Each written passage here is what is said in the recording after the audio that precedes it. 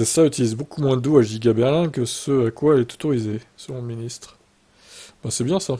Ils sont autorisés à consommer jusqu'à 1,8 million de mètres cubes d'eau par an, même si elle n'a utilisé que 300 000 mètres cubes au cours de sa première année de production. En outre, Vogel affirme que ce montant est resté le même après que Tesla ait augmenté la production en usine, citant la période comprise entre janvier et août de cette année.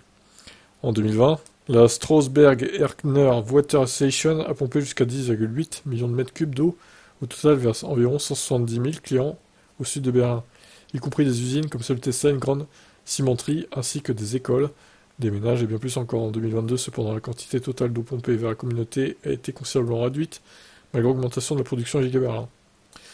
En 2022, la quantité d'eau prélevée a diminué de 5,3% pour atteindre 10,2 millions de mètres cubes, a déclaré Vogel. La publication souligne également deux installations utilisant une quantité importante d'eau dans la zone, dans la partition régionale du WSE. Une centrale à charbon, 44,8 millions de mètres cubes, une centrale à charbon. Quel scandale.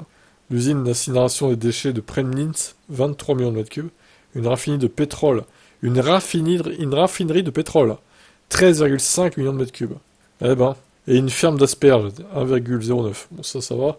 Le tout malgré que l'usine fournisse environ 11 000 emplois. Tesla espère environ construire 250 000 de ces SUV Model Y au Giga Berlin cette année. Et le ministre a déclaré que l'entreprise est autorisée à en produire jusqu'à 500 000. Parallèlement aux critiques formulées par les groupes environnementaux au fil des années, Tesla a fait face à un procès en Allemagne concernant la consommation d'eau qui menaçait de retarder le démarrage de la production. Vogel a également défendu publiquement Tesla suite à des critiques sur la consommation d'eau dans le passé, exhortant les régulateurs 2022 à aider le constructeur automobile à accélérer la production. Bon, voilà, en gros, ici, ils consomment que dalle, quoi, en eau, par rapport à d'autres. Bon, alors, au fil des années, peut-être que la conso d'eau va augmenter quand même. Ils vont peut-être se rapprocher de la limite.